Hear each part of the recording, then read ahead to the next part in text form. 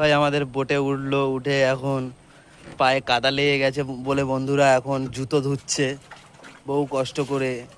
জিৎ ভাইকে অনেক কষ্ট দেওয়াচ্ছি আমি, ওই জন্য জিৎ ভাই এখন জুতো ধুচ্ছে। এখন এই যে কষ্ট করে এখন জুতো ধুচ্ছে জিৎ ভাই, তো তার কিছু মানে ভিডিও আর কি ফ্রেম বন্দি করলাম। অনেক কষ্ট করে জুতো ধুচ্ছে দেখুন।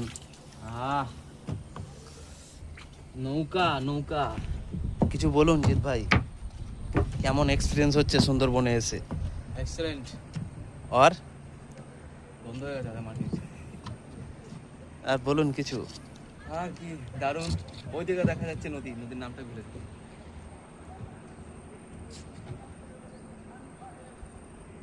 আদৌ ক্যামেরা চলছে তো না? হ্যাঁ, সেদিনের মতো ভুল করিস না, পাখিরা মিশে গেল।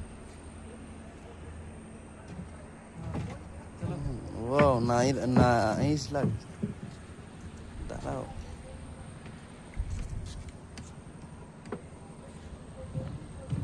পড়ে উঠলাম, পরে নিচে দেখি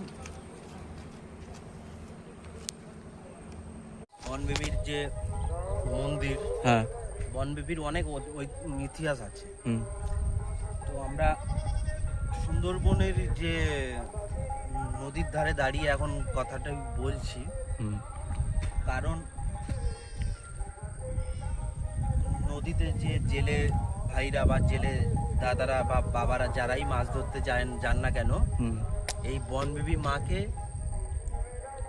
সঙ্গে নিয়েই যায় তারা। কারণ তারা যখন মানে 5 দিন 6 দিনের জন্য যখন মাছ ধরতে নদীতে চলে যায়, তখন এই বনবিবি মাকে পুজো দিয়ে প্রার্থনা করে তারপরে বনবিবি মায়ের আশীর্বাদ নিয়ে তারপর ওনারা সসম্মানে মাছ ধরে আবার বাড়িতে চলে আসে। আচ্ছা, এইটুকুনি বলা।